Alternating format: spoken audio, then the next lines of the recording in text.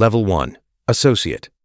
You're a street kid. Chicago's freezing January cold cuts through the stone sidewalks of Cicero Avenue, straight to your bones. Your coat collar is torn. The soles of your shoes are thin. So thin you feel the cold of the asphalt directly through every step. You're 19 years old with $3 in your pocket. And tomorrow, those $3 won't be there either. You can't pay your family's rent. Your little brother has gotten sick. Your mother stands at the laundry machine on the night shift, but the machine broke down. The work went unfinished. The money never came. Then someone hands you an envelope. On a frozen afternoon, at the back door of Rosie's Bar.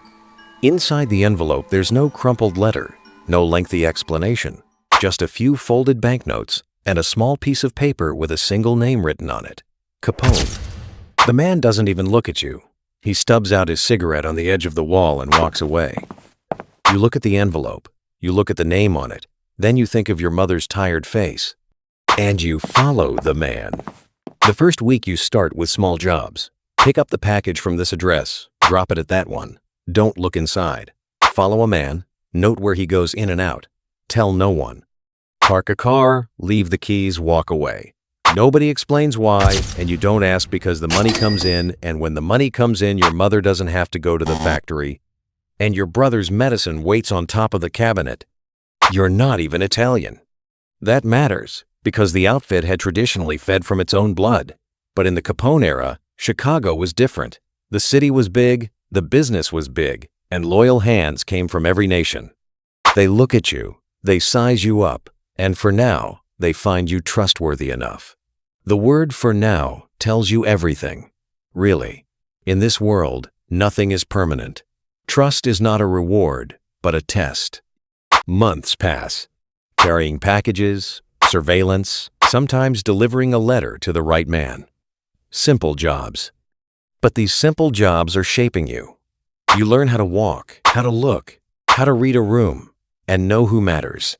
You learn to stay silent, and most importantly, the right people are watching you.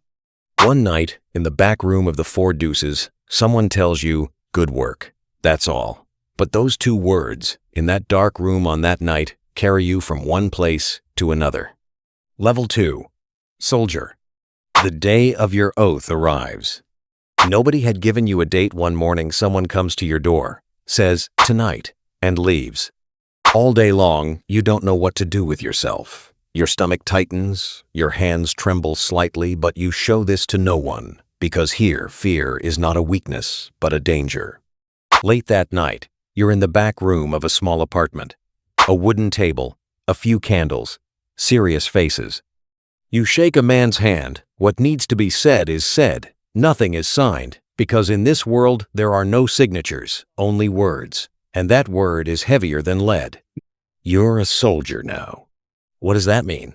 Now you're truly inside. You're not carrying packages anymore. You have a territory, responsibilities, men of your own. You're responsible for the protection of the gambling dens, beer warehouses, and numbers operations running on certain blocks in Cicero. Every week you collect the VIG. Every small operation in your territory cuts a share to the outfit, and you collect that share and pass it up. The system looks simple, but is, in reality, extremely delicate. If a single cent comes up short, someone always notices. You're trained in money laundering now too. Fake invoices, ghost businesses. Money comes into a bank account belonging to a barber shop. A payment goes from that account to a restaurant. The restaurant shows this money as if it's doing business with a construction company. In the end, it comes back out as clean money. Nobody asks, nobody looks, because the right people have already been arranged not to look. But the most important thing you learn at this level is not operational. What you learn is this. Taking the oath is not a beginning, but a closing of a door. You can't look back anymore. The trail of this organization is death, and you know this not intellectually, but feeling it down to your bones. Some nights you think, what if I had regrets? But that thought doesn't stay in you for more than a second, because the cost of regret here is very high. One day, a friend of yours, someone working at the same level, in the same territory, disappears. Nobody makes an explanation. Nobody says a name. One day he's there, the next he's not. And you don't ask. That too is a lesson. Level 3. Capo. The news of your promotion comes at an unexpected moment. An ordinary Tuesday morning, you're drinking coffee at a diner when someone sits down across from you and says, "The territory is yours now." Just that. No congratulations, no applause, just that sentence. And then a small list slid across the table, 14 names, all answering to you from this moment forward. You've become a capo. And now you understand that this is not a reward, but a burden. Because every problem of the 14 men beneath you is your problem. If one of them drinks and runs his mouth, you answer. If one brings the money short, you explain. If one gets into friction with another organization, you resolve it or you handle it, which are two very different things. You don't carry a weapon anymore. It's a strange feeling. You're more powerful, but more indirect. Someone else carries the weapon for you. Someone else gives the order, but the decision is yours. This responsibility sits on top of you some nights. You think through the consequences of a decision. You weigh in your head whether there was an error in it. You grow your territory over time. Not just gambling and liquor, you manage the beer distribution network, the outfit built during Prohibition. Beer crates with counterfeit labels. Liquor produced in the basements of safe houses. Goods transported by truck in the dead of night. The logistics are complex, but you're used to complexity by now. But what challenges you most at this level is not operations. One evening, you go to your child's school recital. A small stage, colorful costumes, the families of other children clapping. Your child searches for you in the crowd. With their eyes finds you, smiles. You smile too. But your eyes drift to the door in half a second. You check the exits. You scan who is sitting where. You can't be fully present. And this small, quiet loss, in this distraction, becomes the thing that wears you down most deeply. Your wife asks at night, "What are you thinking about?" "Nothing," you say. That's a lie. But what happens if you tell the truth? You'd be pulling her into this world. And you don't want that, because inside this world, the people you love are not safe. Level 4. Underboss. By the time you reach this level, Chicago looks different. The same streets, the same buildings, but you see differently now. When you walk into a restaurant, you know whose name holds the tables. A politician is making a speech in the paper, you know he's in debt to the outfit. A construction project is announced in the city center, you know whose pockets that project will line with money. Al Capone trusts you. That's a simple sentence, but its weight is immense. As Underboss, you understand what Al doesn't say. A glance, a pause, a half sentence dropped in conversation. You're involved in the organization's strategic decisions now. Which territory you'll expand into, which rival you'll negotiate with, which one will be eliminated. You know what happened on Street Valentine's Day. The 14th of February, 1929. Bugs Moran's North Side gang has been in friction with the outfit for years. Territorial disputes, mutual attacks, tension that refuses to end. The plan takes shape. The details are discussed. Fake police uniforms, the SMC Carthage garage, Clark Street. Moran's men are brought inside, lined up against the wall. And before they can understand what's happening, it's all over. 7 men. You're on the other side of the city that morning. You have an alibi, but you know, and that knowledge breaks something in you quietly, without anyone noticing.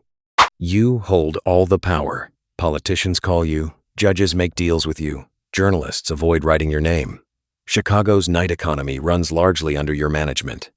But at precisely this point, at this very peak, there is a small voice inside you. How long can this last? And even asking yourself that question is dangerous. Level 5. Boss of bosses. Now you are Al Capone. Or at least, you were closest to him until he became who he became. The federal government has been after him for years. Murder, extortion, bootlegging, hundreds of crimes. But they can't prove any of it. Because the outfit structure was built deliberately this way, each layer protecting the next, each name covering the one below it. Drawing a direct connection is nearly impossible. Then, the IRS arrives. Tax records, bank statements, income declarations, years of money spent, years of income earned, but none of it on record. What they couldn't prove with crimes, they prove with taxes. Al Capone is sentenced to 11 years in prison. First, Atlanta Federal Penitentiary, then Alcatraz. What do you feel when you hear this news? Not shock, a fatigue. As if you'd always known something you'd been carrying for years was inevitable, but had refused to accept it. Capone goes inside, and the organization continues because organizations are larger than the men who run them. New names rise. Frank Nitti steps forward. The structure reshapes itself. But sometimes you imagine what Al Capone must be thinking in the cold corridors of Alcatraz. The syphilis advances. As the years pass, his mind grows cloudy. Memories blur. The line between the real and the imagined dissolves. The man who once ran all of Chicago stares at the walls of his cell, wet stone, rusted iron, the cold wind off San Francisco Bay. He dies in 1947 at his home in Florida, heart failure. His family is with him. The city moves on. The river flows. The outfit is looking for a new associate on the corner of Cicero Avenue. On a freezing January evening, a young man with his hands in his pockets must be waiting right now. The envelope is ready. The name is written. And the cycle begins again, for a different person every time, but always the same ending. Because in Chicago, no one stays forever.